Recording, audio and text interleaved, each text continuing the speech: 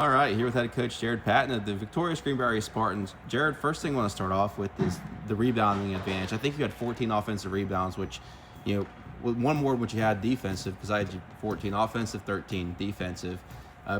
Just talk about that, because you make key plays whenever you're creating 14 extra possessions or extending them. That does a lot for you. So just talk about that, because you knew coming in you probably had a size advantage, and you guys were able to maximize that. Yeah, we talk all the time about, going after it and how those extra possessions could change the game.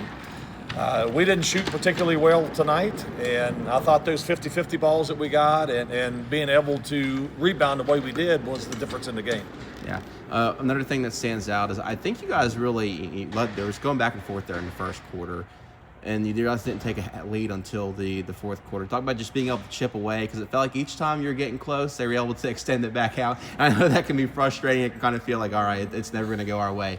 But you guys finally did. What did you feel kind of went right for you there, especially at the start of the fourth quarter? Well, no quit attitude. We could have easily yelled at the kids over here and degraded them or whatever, but that's not our coaching style. We're always positive. We could see it in their eyes that they weren't done yet. They had some fight left in them. So, we focused on the things we needed to focus on. We changed up our offense a little bit, changed up our defense a little bit, and, it worked out for us. Finally started hitting some shots.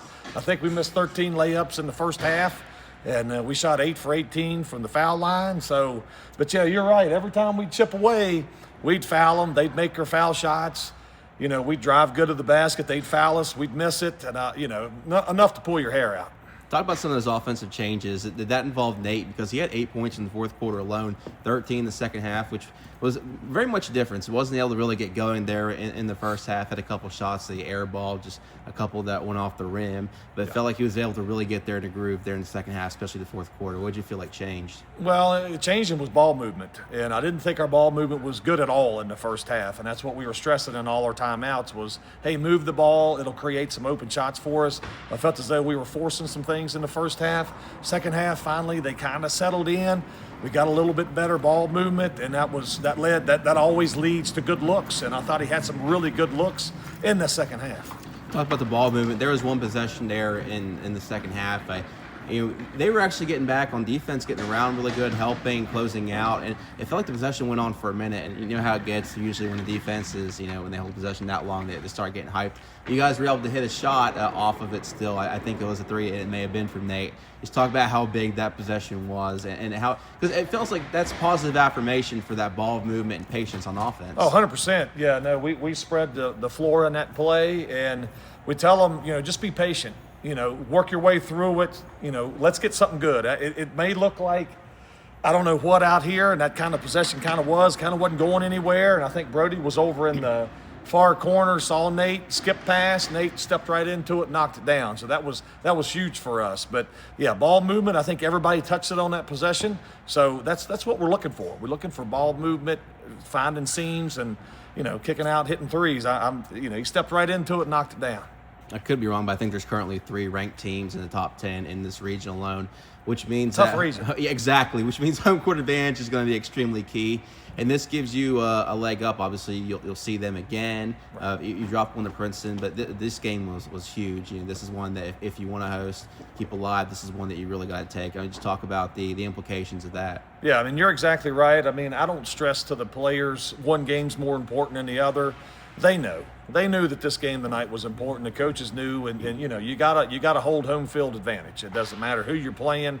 You got to protect this place because Shady's a tough place to play. It has been. We haven't had much success over there over the years. Hopefully that'll change this time, but we'll see. But yeah, we dropped one to Princeton, and Princeton's got some regional wins, and we knew we had to get this one tonight. You won the turnover battle 10-5. 10 doesn't seem like a lot, but when you have 2 really good teams, that is quite a bit of turnovers. Just talk about what you guys were able to do to generate those, because you talk about the 14 offensive rebounds and the 10 turnovers.